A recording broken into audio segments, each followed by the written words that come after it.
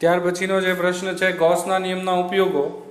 આપણે આ ચેપ્ટરમાં હવે માત્ર આ 4 થિયરીઓ બાકી છે જે ગૌસના નિયમની ઉપયોગિતા છે. દરેક 4 થિયરીને એના હેડિંગને જોઈ લઈએ અને પછી ક્રમશઃ એક થિયરીને સમજીશું. આ 4 થિયરી પૂરી કરીએ એટલે આપણું ચેપ્ટર અહીં પૂરું થઈ જાય છે મિત્રો. તો સૌથી પહેલાં પહેલો પોઈન્ટ જોઈએ. તો પહેલા પોઈન્ટની અંદર દર્શાવેલું છે કે ગૌસનો નિયમનો પહેલો ઉપયોગ કે અનંત લંબાઈના વિદ્યુત ભારિત સુરેખ તાર નિયમિત વિદ્યુતભાર વિતરણ વડે ઉદ્ભવતું વિદ્યુત ક્ષેત્ર મેળવવાનું.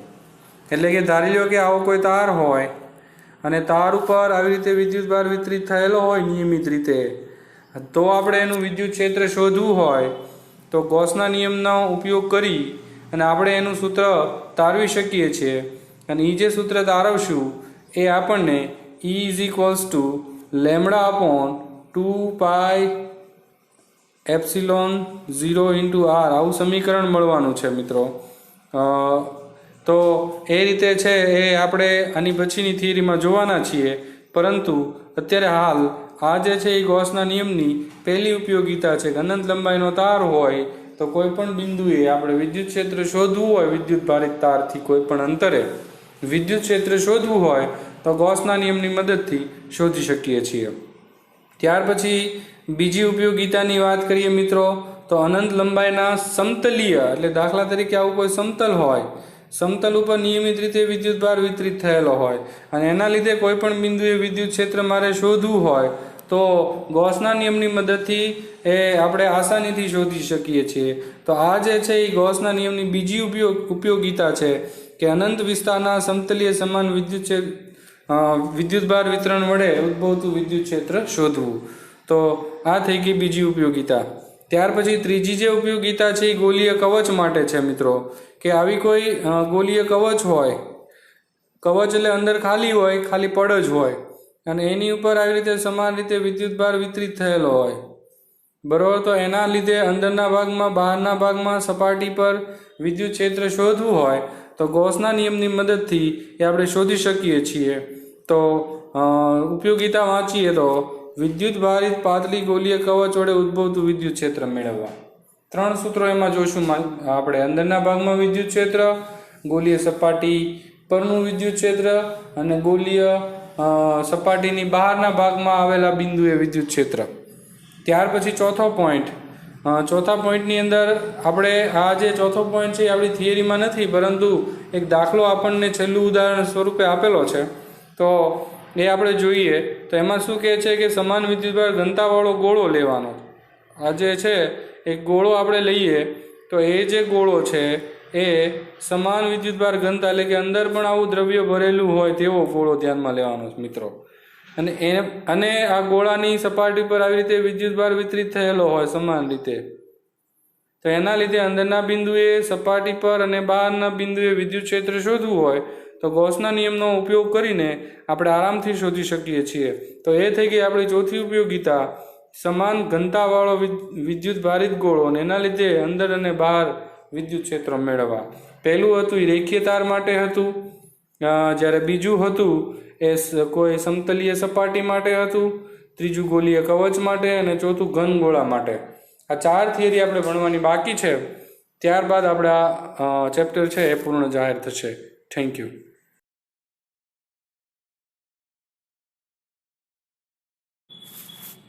ગૌસના નિયમની 4 ઉપયોગિતા પૈકી પહેલી ઉપયોગિતા જોઈ લઈએ. પહેલી ઉપયોગિતા એ આવા અનંત લંબાઈના તાર માટે છે કે જેમાં નિયમિત રીતે વિદ્યુતભાર ઘનતા લેમડા હોય તેવો વિદ્યુતભાર આ તાર ઉપર વિતરિત થયેલો છે અને તારથી r અંતરે આપણે P બિંદુએ વિદ્યુત ક્ષેત્ર શોધવું છે. આપણો આ પ્રશ્ન છે. અનંત લંબાઈના લેમડા વિદ્યુતભાર ઘનતાવાળા તારથી r અંતરે વિદ્યુત ક્ષેત્ર શોધવું. તો એના માટે આપણે સૌથી પહેલાં એ કોઈ એક O બિંદુ પર, આ એક O બિંદુ છે, O બિંદુ પર r અંતરે P બિંદુએ વિદ્યુત ક્ષેત્ર શોધીશું. આ જે વિદ્યુત ક્ષેત્ર છે તેનું જેવું જ વિદ્યુત ક્ષેત્ર આ P' બિંદુએ મળશે, કારણ કે આ r જે છે એ દરેક r સમાન છે અને O આગળનો વિદ્યુતભાર Q સમાન છે. સૂત્ર છે E બરાબર KQ/R². Q અને R સમાન હોવાથી વિદ્યુત ક્ષેત્ર આપણને સમાન મળશે. એટલે આપણે કહી શકીએ બીજા મુદ્દામાં દર્શાવ્યું પ્રમાણે કે P અને P' આગળ વિદ્યુત ક્ષેત્ર સમાન મળશે. ત્યાર પછી વાત કરીએ કે જો આ તાર છે, તાર ઉપર ધન વિદ્યુતભાર વિતરિત થયેલો હોય તો Q > 0 થાય અને λ Q/L સૂત્ર અનુસાર Q > 0 હોય તો λ > 0 થાય. અને જો Q > 0 હોય તો ક્ષેત્ર રેખા આવી રીતે બહાર આવતી દિશામાં આપણે દોરતા હોઈએ છીએ. તો આના ઉપરથી આપણને ત્રીજો મુદ્દો દર્શાવેલો છે કે λ > 0 તો બહારની તરફ ક્ષેત્ર રેખા અને λ < 0 તો અંદરની તરફ, કારણ કે λ < 0 તો Q < 0, Q < 0 તો ક્ષેત્ર રેખા અંદર તરફ જતી દિશામાં ત્રિજ્યાવર્તી મળશે. ત્યાર પછી મિત્રો આગળ વાત કરીએ તો તાર અનંત લંબાઈનો છે, એટલે તારને કોઈ ફિક્સ લંબાઈ નથી. તારને લંબાઈ નથી એટલે આપણને જે છેલ્લે વિદ્યુત ક્ષેત્ર મળવાનું છે તેમાં તારની લંબાઈ ક્યાંય આવશે નહીં. એટલે કે તારની લંબાઈથી સ્વતંત્ર એવું આપણને વિદ્યુત ક્ષેત્રનું અહીં આપણને સૂત્ર મળવાનું છે, જે આપણને ચોથા મુદ્દામાં દર્શાવેલું છે.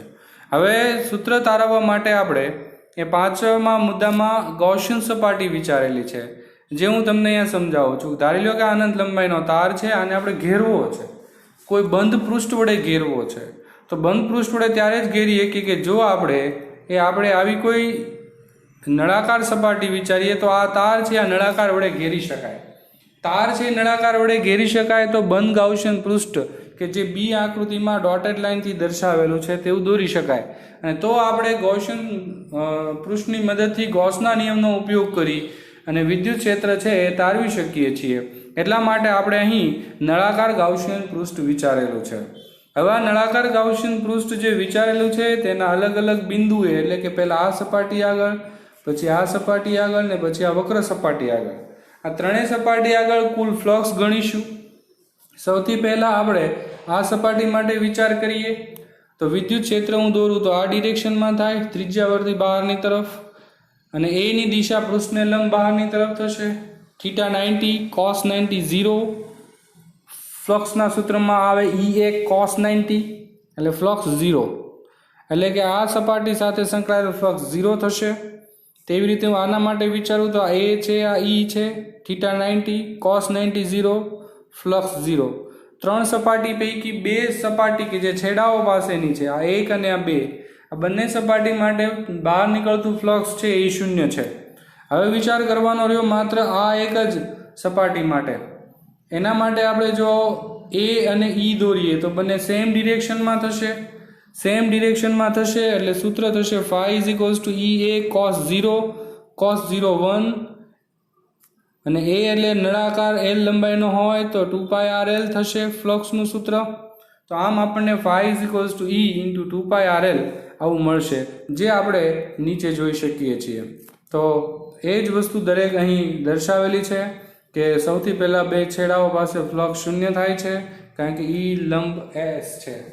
અને હવે જે બાકી રહી સમાંતર સપાટી માટે, એટલે કે વક્રાકાર સપાટી માટે, તેમાં ફ્લક્સનું સૂત્ર આપણે હમણાં જે રીતે તાર્યું એ પ્રમાણે φ E × 2πRL થશે. હવે આપણે આગળ સાદરૂપ આપીએ તો આગળ સાદરૂપ આપવાથી આપણને સાદરૂપ આપવાનું કારણ શું મિત્રો? આમાં આપણે ઈને સૂત્રનો કરતા બનાવી નાખીએ તો જવાબ તો આ રીતે મળી જ જશે કે ઈને સૂત્રનો કરતા બનાવવાથી આપણને જવાબ જે છે એ આ રીતે મળશે મિત્રો. E = 5/2πRL આ જવાબ થઈ જાય. પરંતુ આપણા પ્રશ્નમાં વાત કરેલી હતી, ઉલ્લેખ કરેલો હતો લેમ્બડાનો. આપણા આ સૂત્રમાં ક્યાંય લેમ્બડા આવ્યો નહીં, એટલે આપણે લેમ્બડાને લાવવા માટે હજી થોડું સાદરૂપ આપવું પડશે, અને એ સાદરૂપ આપીએ તો આપણે આપણા જવાબ સુધી પહોંચી શકશું. તો એના માટે આપણે ફાઈની જગ્યાએ કિંમત મૂકીશું Q ગૌસના નિયમ પરથી Q/ε0 ફાઈ એટલે, અને આ 2π અને R અને L તો છે જ તે. હવે આ Q/L જે છે એ Q/L ને તમે લેમ્બડા કહી શકો.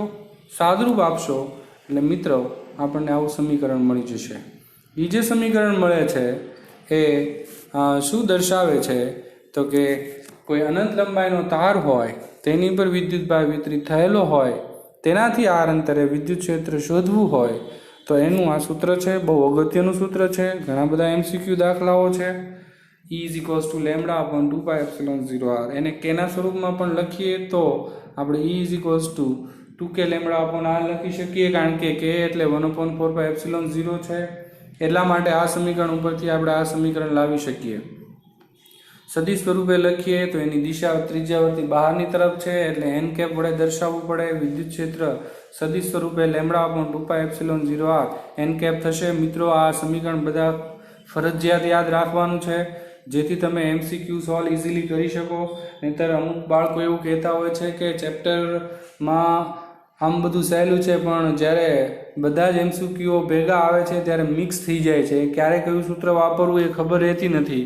તો મિત્રો, આ સૂત્ર આપણે ત્યારે જ વાપરવાનું છે કે જ્યારે અનંત લંબાઈનો તાર હોય, એના ઉપર લેમડા જેટલી રેખીય વિદ્યુતભાર ઘનતા હોય અને એનાથી આર અંતરે આપણે વિદ્યુત ક્ષેત્ર શોધવું હોય તો આપણે E = λ/2πε0r સૂત્ર વાપરવાનું થશે.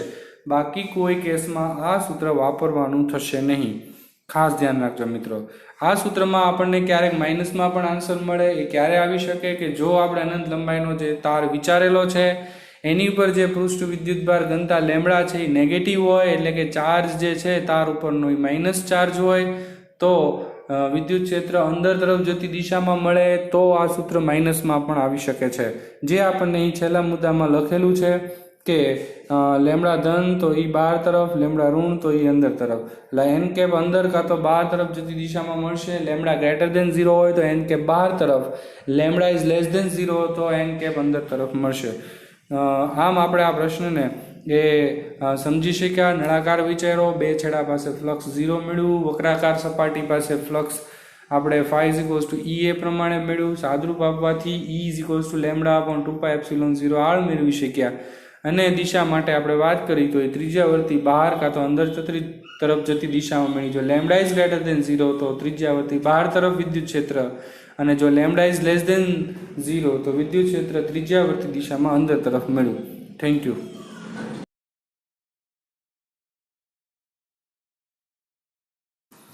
ગૌસના નિયમની બીજી ઉપયોગિતા.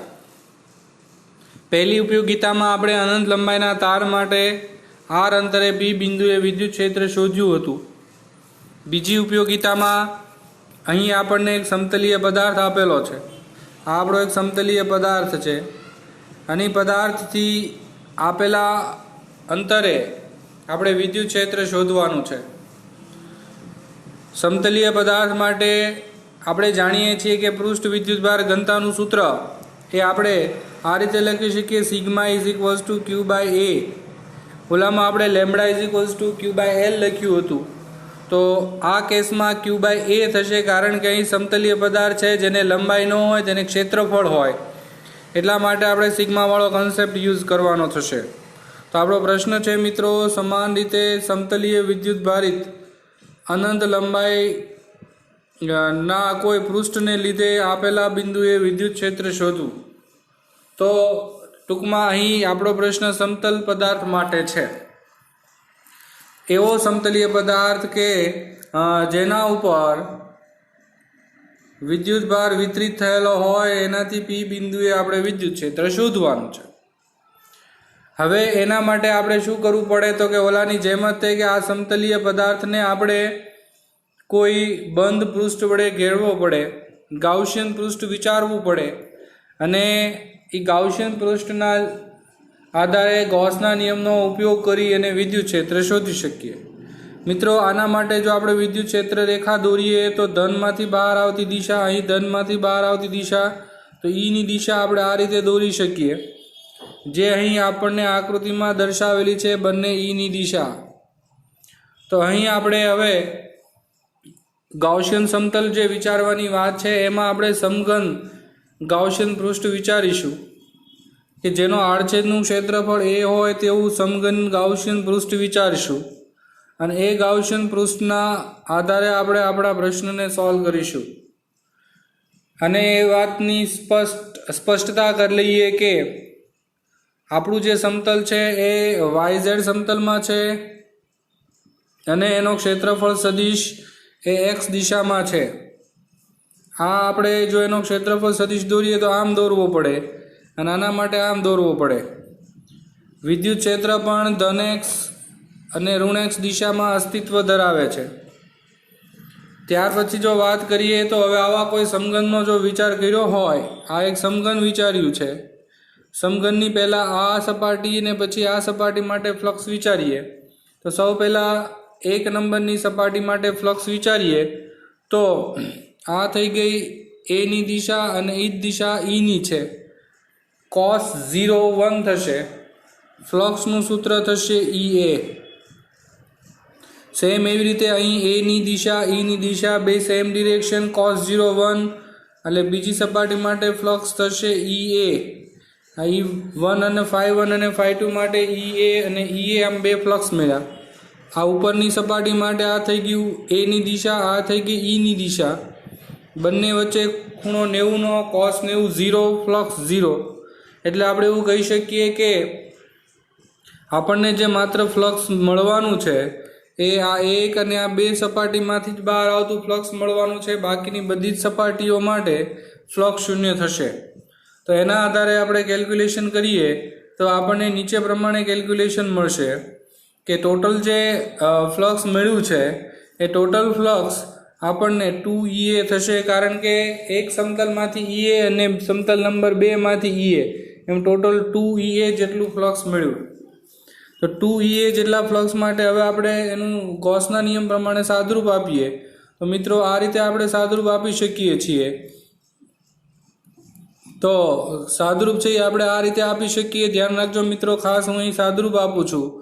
તો ફ્લક્સ આપણને મળ્યું 2EA, ફ્લક્સનું સૂત્ર છે Q/ε0 = 2EA। આપણે શોધવાનો છે E, એટલે E ને સૂત્રનો જો કરતા બનાવવામાં આવે તો આપણને મળશે Q/2A।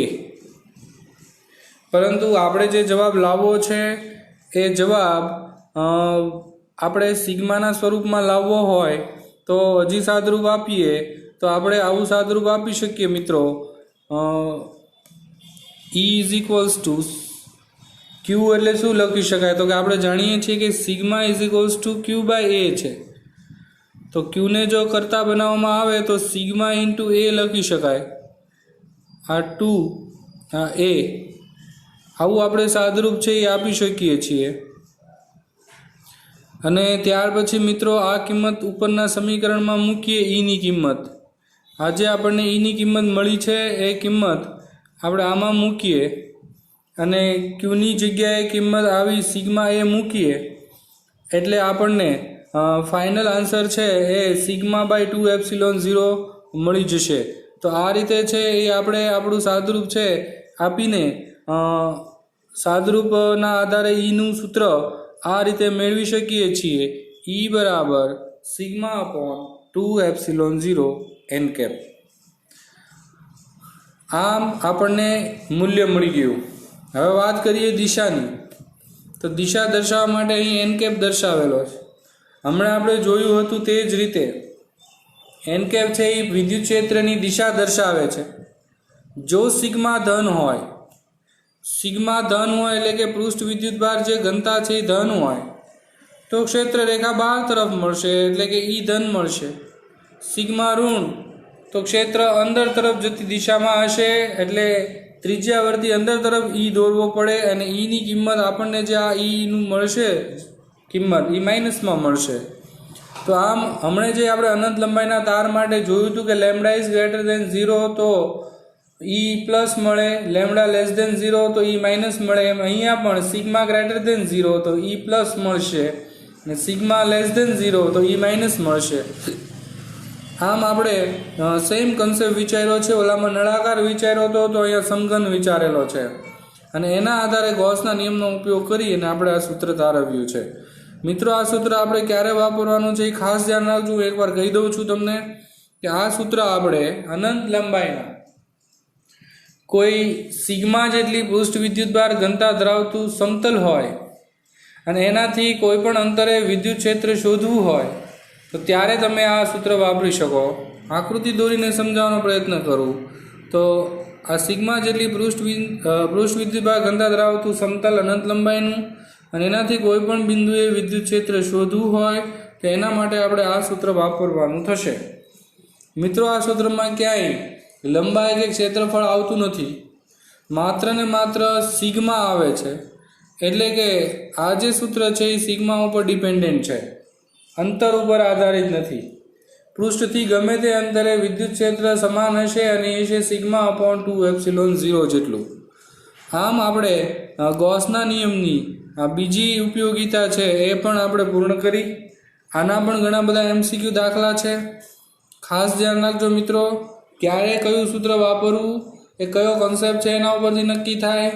જો અનંત લંબાઈનો તાર હોય, અનંત લંબાઈનો જો તાર હોય તો લેમડા અપોન 2πε0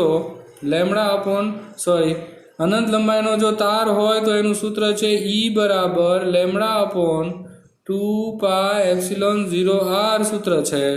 પરંતુ જો આવું પૃષ્ઠ હોય અને એનાથી વિદ્યુત ભારિત હોય, સિગ્મા જેટલું પૃષ્ઠ વિદ્યુત ભાર ઘનતા ધરાવતું હોય તો ઈનું સૂત્ર થશે સિગ્મા અપોન 2ε0. આમ ક્યારે કયું સૂત્ર વાપરવું એ કમ્પેરિઝન કરવાથી ખબર પડશે, વધુને વધુ MCQ સોલ્વ કરવાથી ખબર પડશે. તો મિત્રો, વધુને વધુ દાખલા MCQ સોલ્વ કરવા. Thank you.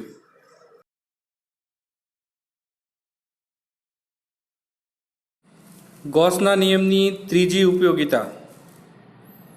ગૌસના નિયમની ત્રીજી ઉપયોગિતા ગોલીય કવચ માટે છે. તેમાં બે પ્રશ્નો છે. ગોલીય કવચની બહારના બિંદુ અને ગોલીય કવચની અંદરના બિંદુએ વિદ્યુત ક્ષેત્ર શોધવું. એમાંનો પહેલો પ્રશ્ન ગોલીય કવચની બહારના બિંદુએ વિદ્યુત ક્ષેત્ર શોધવું. તો આપણો પ્રશ્ન પહેલાં સમજી લઈએ.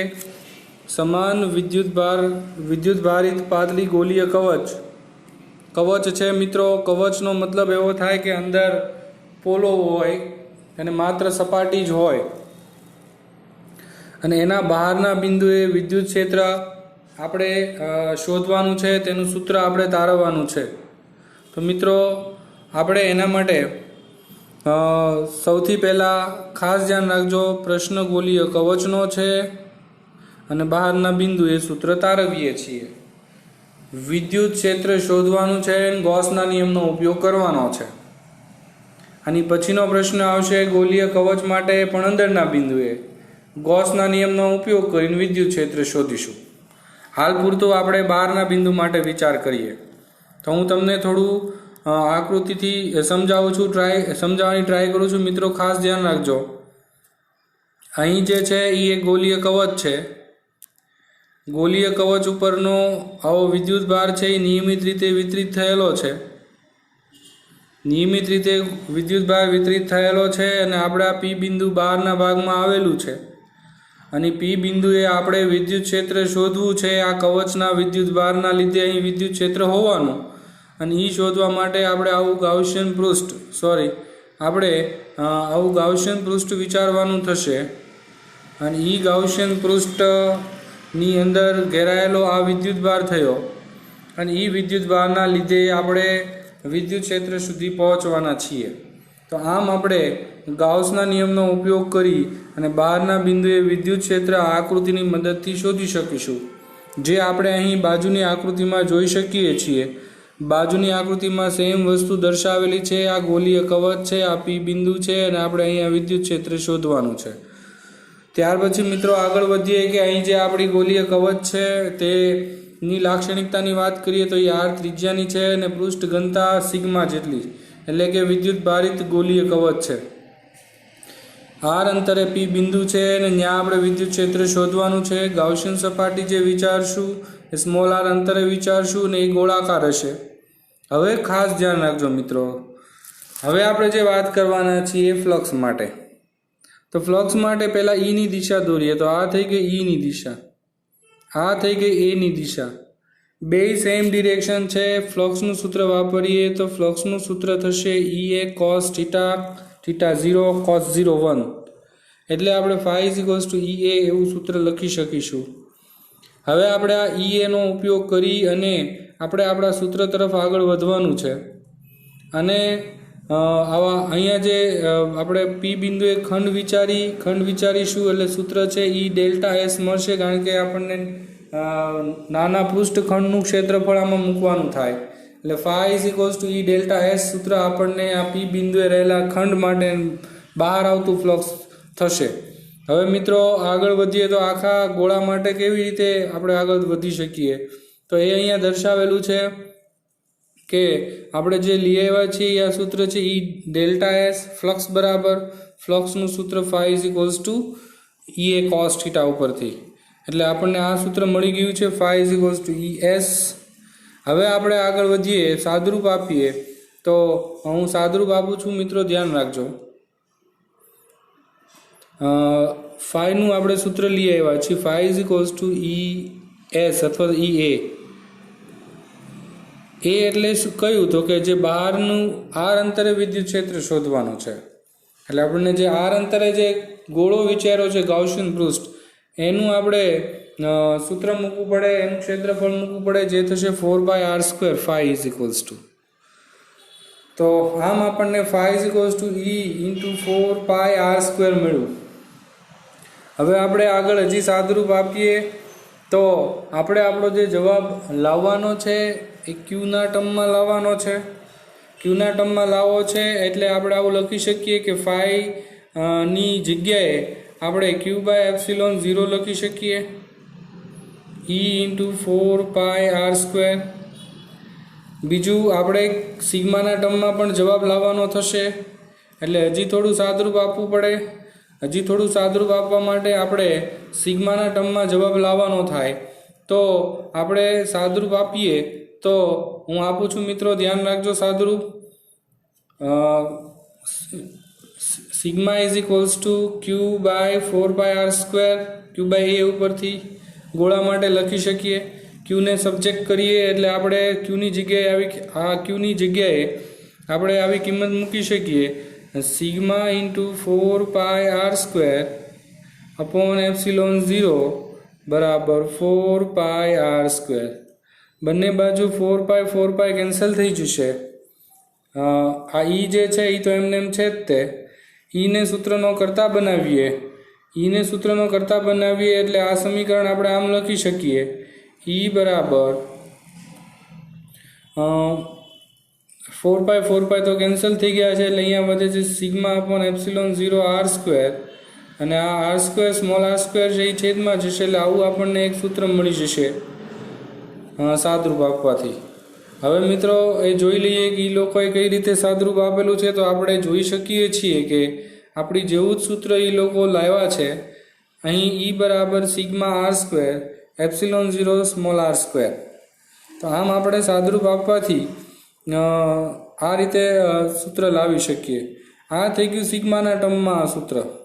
હવે આપણે સ્મોલ ક્યુ એટલે કે વિદ્યુત ભારના ટર્મમાં પણ લાવવું છે, એટલે વિદ્યુત ભારના ટર્મમાં સૂત્ર લાવવા માટે વળી પાછી સિગ્માની કિંમત આમાં મૂકી અને સ્મોલ આરના ટર્મમાં પણ સૂત્ર લાવશું. તો આપણે હજી આગળ વધીએ તો સિગ્માની જગ્યાએ કિંમત મૂકવી પડશે આપણે આ કિંમત Q/4πr², જે લોકોએ આ સૂત્રમાં મૂકેલી છે, જે આપણે જોઈ શકીએ છીએ. એ સૂત્રમાં મૂકતા આપણને આ પ્રમાણેનું સમીકરણ મળે છે 1/4πε0 Q/r². આ સૂત્ર તો જાણીતું છે કે Q/r², કારણ કે 1/4πε0 એટલે k થાય, એટલે કે Q/r² સૂત્ર મળી જાય છે. સદિશના સ્વરૂપમાં લખીએ તો સદિશ E બરાબર Q/4πε0 r² આવું મળશે. અહીં r છે એ વિદ્યુત ક્ષેત્રની દિશા દર્શાવે છે, ત્રિજ્યાવર્તી દિશામાં છે તેવું ઇન્ડિકેટ કરે છે. જો ગોળીય કવચ ઉપર વિદ્યુતભાર ધન હોય તો સદિશ E એનો જવાબ પ્લસમાં આવશે, જો ઋણ હોય તો આ જવાબ માઇનસમાં આવશે. તો આમ આપણે એ મિત્રો ખાસ સમજી લઈએ કે આ સૂત્ર ક્યારે વાપરવાનું, કે કોઈ ગોળીય કવચ હોય, કવચ ઉપર વિદ્યુતભાર નિયમિત રીતે વિતરિત થયેલો હોય, પૃષ્ઠ વિદ્યુતભાર ઘનતા સિગ્મા હોય અને બહારના બિંદુએ વિદ્યુત ક્ષેત્ર શોધવું હોય, તો આપણી પાસે બે સૂત્રો મળ્યા. એક સિગ્માના સ્વરૂપમાં E બરાબર sigma upon ε0 r² small R છે એ બહારનું અંતર થયું, કેપિટલ આર એ ગોલીય કવચની ત્રિજ્યા થઈ, અને બીજું સૂત્ર કેના સ્વરૂપમાં KQ/r². તો આ સૂત્રો તમે ગોલીય કવચ માટે બહારના બિંદુએ વિદ્યુત ક્ષેત્ર શોધવા માટે વાપરી શકો છો. આની પછીનો જે નેક્સ્ટ ક્વેશ્ચન છે એ અંદરના બિંદુ માટે આપણે તારવશું. Thank you.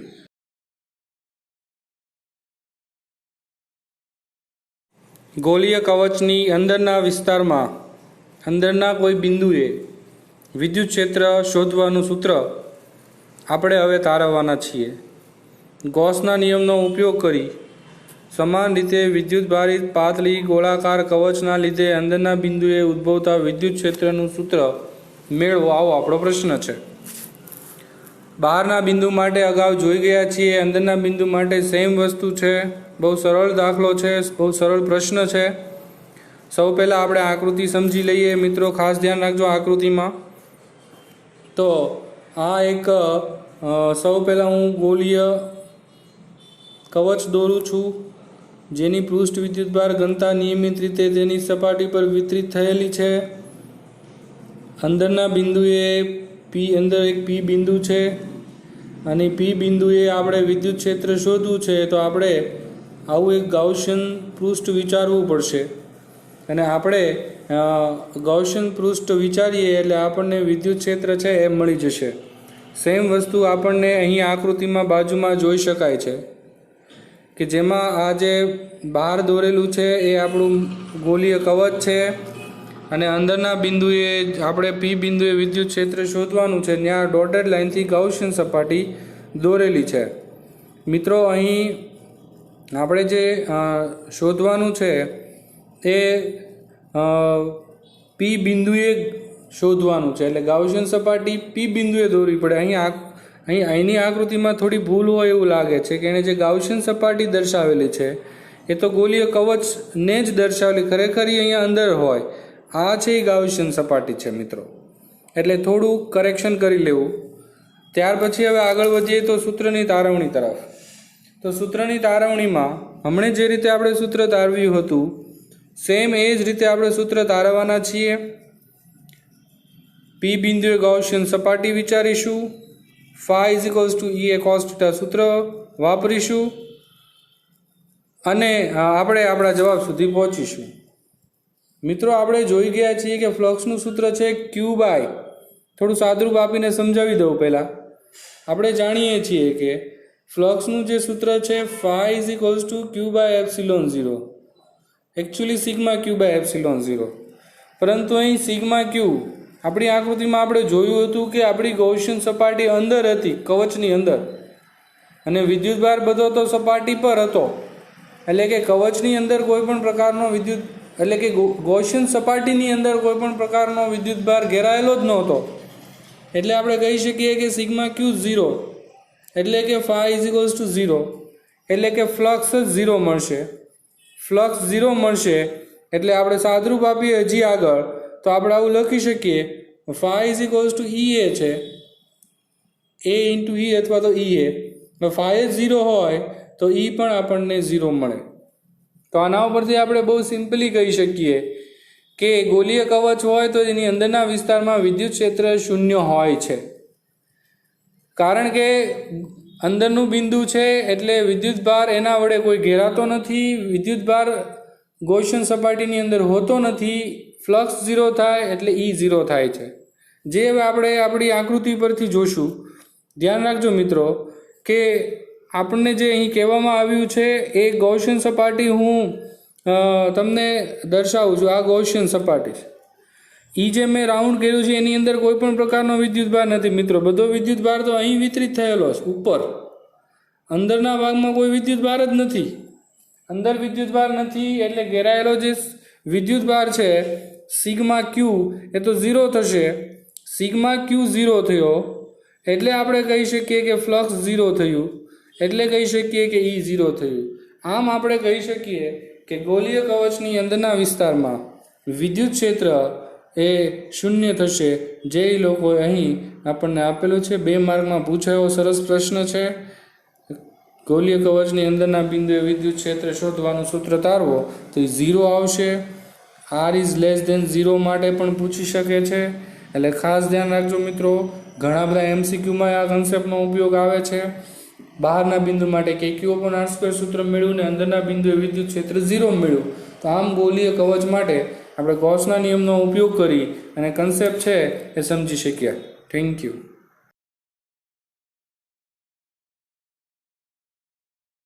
મિત્રો, હવે ગોલીય કવચ વડે ઉદ્ભવતા વિદ્યુત ક્ષેત્રનો એક બહુ જ અગત્યનો એવો ગ્રાફ જોઈ લઈએ. આ ગ્રાફ વિદ્યુત ક્ષેત્ર વર્સિસ અંતરનો છે અને એમાં આપણે કેવી રીતે અલગ અલગ અંતરે વિદ્યુત ક્ષેત્ર મળે છે તે સમજવાનું છે. તો હું સમજાવું છું મિત્રો, ધ્યાનથી સમજજો. અહીં સૌપ્રથમ હું ગ્રાફ દોરું છું. આ છે વિદ્યુત ક્ષેત્ર અને અહીંયા છે અંતર. આ જે અંતર છે એ અંતરને હું દર્શાવું છું r બરાબર r અંતર, એટલે કે ગોલીય કવચની ત્રિજ્યાનું અંતર, જેને હું ડોટેડ લાઇનથી દર્શાવી દઉં છું. આપણે જોયું હતું કે ગોલીય કવચની અંદરના વિસ્તારમાં વિદ્યુત ક્ષેત્ર 0 હોય છે. એટલા માટે સૌ પહેલાં ગ્રાફ જે છે એ સપાટી સુધી, અંદરના બિંદુએ સપાટી સુધી વિદ્યુત ક્ષેત્ર 0 થશે. ત્યારબાદ કવચ ઉપર વિદ્યુત ક્ષેત્ર મેક્સિમમ થશે. અહીંયા મેક્સિમમ વિદ્યુત ક્ષેત્ર થશે kq/R² જેટલું, kq/R² જેટલું. ત્યાર પછી આપણે જાણીએ છીએ કે ગોલીય કવચની બહારના ભાગમાં વિદ્યુત ક્ષેત્રનું સૂત્ર લાવ્યા હતા kq/R², એટલે કે E ચલે છે 1/R² હતું, એટલે કે અંતરના વર્ગના વ્યસ્ત પ્રમાણમાં બદલાતું હતું. એટલે કે અંતર જેમ વધે એમ વિદ્યુત ક્ષેત્ર ઘટતું હતું R² પ્રમાણમાં. એટલે કે એનો ગ્રાફ જો આપણે દોરીએ તો એ આવો ગ્રાફ થશે. E ચલે છે 1/R² પ્રમાણે. તો આમ જે છે એ આ ગ્રાફનો શેપ આપણને આવો મળશે. આ રીતે પહેલાં 0, પછી મેક્સિમમ ને પછી અંતર સાથે 1/R² મુજબ ઘટશે. જે આપણને અહીં આકૃતિમાં દર્શાવેલું છે જુઓ મિત્રો. આ આકૃતિમાં આપણને દર્શાવ્યું છે કે વિદ્યુત ક્ષેત્ર સૌથી પહેલાં એ અંદરના ભાગમાં 0, ત્યાર પછી મેક્સિમમ અને પછી 1/R² પ્રમાણે ઘટે છે. આ થઈ ગયો ગોલીય કવચ માટેનો ગ્રાફ. ઘન ગોળા માટે આ ગ્રાફ જે છે એ ચેન્જ થઈ જાય છે. એટલે ખાસ ધ્યાન રાખજો, આ ગ્રાફ માત્ર ને માત્ર ગોલીય કવચ માટે છે. જો વિદ્યુત ભારિત ગોલીય કવચ હોય તો અંતર સાથે વિદ્યુત ક્ષેત્ર કેવી રીતે ચેન્જ થાય છે તેનો આ શેપ દર્શાવે છે અને તેનો જ આ ગ્રાફ છે. આ રીતે ચેન્જ થાય છે. વિદ્યુત ક્ષેત્ર છે એ અંતર સાથે આ રીતે બદલાય છે ગોલીય કવચ માટે. Thank you.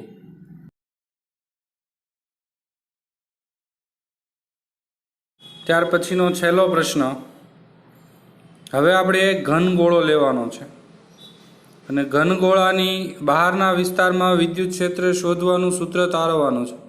વિદ્યુત ભારિત ગોળાની બહારના વિસ્તારમાં વિદ્યુત ક્ષેત્રનું સૂત્ર ગાઉસના નિયમનો ઉપયોગ કરીને તારવવાનું છે. થોડું આકૃતિથી સમજી લઈએ મિત્રો, ધ્યાન રાખજો. આકૃતિ દોરું છું. સૌ પ્રથમ આ એક ગોળો છે. ઘન ગોળો છે એટલે વિદ્યુત ભાર જે છે એની સપાટી પર બધી જગ્યાએ વિતરિત થયેલો છે. એની બહાર કોઈ એક બિંદુ P છે અને P બિંદુએ આપણે વિદ્યુત ક્ષેત્ર શોધવાનું છે. કેન્દ્રથી એનું અંતર આપણે r દર્શાવી શકીએ અને ગોળાની ત્રિજ્યાને આપણે R કહી શકીએ. તો આવી આપણી આકૃતિ થશે. ડોટેડ લાઇનથી જે દોરેલું છે, આ જે દોરેલું છે એ ગાઉસિયન પૃષ્ઠ છે અને આ જે છે એ ગોળાની સપાટી કહી શકાય. તો આ રીતે આપણે આને સમજી શકીએ મિત્રો, જે આપણને અહીં આકૃતિમાં દર્શાવેલું છે. હવે આપણે જે સૂત્ર તારવવાનું છે એ હમણે ગોલીય કવચ માટે જે રીતે તારવ્યું હતું સેમ એ જ રીતે, પરંતુ તેમાં આપણે કન્સેપ્ટ જે યુઝ કર્યો હતો એ સિગ્માનો કન્સેપ્ટ હતો. અહીં કદ વિદ્યુતભાર ઘનતા એટલે કે રોનું આવું સૂત્ર છે. કદ વિદ્યુતભાર ઘનતા માટે ρ = ક્યુ બાય વી, વી એટલે કે 4/3 પાય આરનો ઘન અહીં ગોળો છે એટલા માટે આ કન્સેપ્ટનો ઉપયોગ કરી અને આપણે ક્યુ જો શોધીએ તો આપણને આવો મળે ρ ઇન્ટુ 4/3 પાય આર ક્યુબ।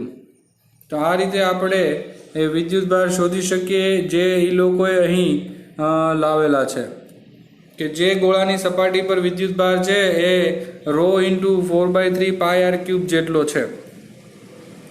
હવે આપણે આગળ વધીએ કે હવે આપણે જે શોધવાનું છે એ શેના માટે, તો કે r is greater than capital R માટે, એટલે કે બહારના બિંદુ માટે કેલ્ક્યુલેશન કરવાની છે।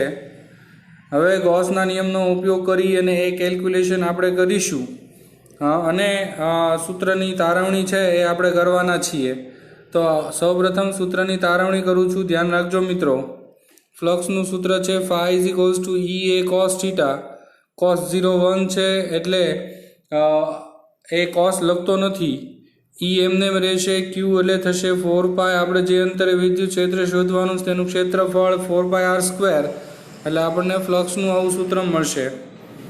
જે સૂત્રની તારવણી હમણાં આપણે ગોલીય કવચ માટે કરી હતી સેમ સૂત્ર આપણને અહીં મળે છે, એટલે એ જ રીતે આપણે સમીકરણ નંબર 2 જે લોકો લાવ્યા છે એવું સમીકરણ આપણે લાવી શક્યા છીએ મિત્રો। હવે આપણે એ જાણીએ છીએ કે ફાઈની જગ્યાએ લખી શકીએ Q/ε0 E into 4 pi R square થાય। સાદરૂપ આપીશું, ઈને સૂત્રનો કરતા બનાવીશું એટલે રોના સ્વરૂપમાં આપણને આવું સમીકરણ મળી જશે આ રીતે। ત્યાર પછી થોડું સાદરૂપ હજી આપીશું એટલે ઓલામાં આપણને જે સૂત્ર મળ્યું હતું σ/2ε0 r² એની બદલે અહીંયા જે આપણને સમીકરણ મળે છે એ આ પ્રમાણે મળે છે સાદરૂપ આપવાથી ρ/3ε0 r³/r²। આ સૂત્ર મિત્રો આપણે યાદ રાખવાનું છે। આ સૂત્ર ક્યારે વાપરવાનું? ઘન ગોળાની બહારના આર અંતરે પી બિંદુએ વિદ્યુત ક્ષેત્ર શોધવું હોય અને ઘનતા આપેલી હોય, કદ વિદ્યુતભાર ઘનતા ρ આપેલી હોય ત્યારે આપણે આ સૂત્ર વાપરી અને દાખલો ગણવાનો થશે। આ સૂત્ર ઉપરથી આપણે વિચારી શકીએ છીએ કે ઈ ચલે છે 1/r² છે। આપણે ગ્રાફ દોરવાનો થશે એટલે એમાં ઓલાની જેમ જ આપણને મળ્યું છે બહારના ભાગમાં કવચ માટે ઈ ચલે છે 1/r² હતું, તો ઘનગોળા માટે પણ ઈ ચલે છે 1/r² જ મળે છે। ઈ સૂત્રને હજી થોડું સાદરૂપ આપીએ અને આ રોની જે કિંમત છે, આ રોની કિંમત એ જો આપણે આમાંથી સૂત્રનો કરતા બનાવીએ અને રોની કિંમત મૂકીએ એટલે આપણને આવું સમીકરણ મળી જશે જે ગોલીય કવચ ઘનગોળા માટે બહારના બિંદુએ આર અંતરે વિદ્યુત ક્ષેત્ર શોધવાનું સૂત્ર જ મળ્યું, જે આપણને મળ્યું KQ/r², જે પાતળી ગોલીય કવચના સૂત્ર જેવું જ મળે છે। એટલે બહારના ભાગમાં વિદ્યુત ક્ષેત્ર પાતળી ગોલીય કવચ હોય કે ઘનગોળો હોય, ક્યુના સ્વરૂપમાં સૂત્ર સેમ થાય છે KQ/r²। તો આ રીતે આપણે કહી શકીએ કે બહારના ભાગમાં વિદ્યુત ક્ષેત્ર 1/r² પ્રમાણે ચેન્જ થાય છે। એનો હવે ગ્રાફ સમજીએ મિત્રો। તો આપણને ગ્રાફ છે કંઈક આવો મળે છે, ઈ વર્સિસ આરનો ગ્રાફ। તો ઓલામાં આપણને ગોલીય કવચમાં ઈ આર અંતર સુધી 0 મળતું હતું, પરંતુ અહીં આપણને જે વિદ્યુત ક્ષેત્ર મળે છે એ અંદરના ભાગમાં ઈ ચલે છે આર મળે છે, જેમાં એક અંદરના ભાગવાળી થિયરી અહીં આપણને ટેક્સ્ટ બુકમાં આપેલી નથી એટલે આપણે સ્વીકારવાની રહેશે। એટલે ઈ ચલે છે આર થશે ગોળાની અંદરના ભાગમાં, ઘન ગોળાની અંદરના ભાગમાં ઈ ચલે છે આર હોય છે અને બહારના ભાગમાં 1/r² પ્રમાણે ઈ ચેન્જ થતો હોય છે। તો આમ આપણને ઘનગોળા માટે આ ગ્રાફ મળે છે અને ગોલીય કવચ માટે આપણને આવો કંઈક ગ્રાફ મળ્યો હતો। ગોલીય કવચ માટે ગ્રાફનો શેપ આવો હતો, જ્યારે ઘનગોળા માટે ગ્રાફનો શેપ આવો મળે છે। તો ખાસ મિત્રો ધ્યાન રાખજો, ગોલીય કવચ માટે અને ઘનગોળા માટે એ અંદરના ભાગમાં વિદ્યુત ક્ષેત્ર અલગ અલગ હોય છે, એટલે અંદરના ભાગ માટે ગ્રાફનો જે શેપ મળે છે એ બંનેમાં અલગ અલગ મળશે, બહાર માટે ગ્રાફનો શેપ સેમ મળે છે। Thank you.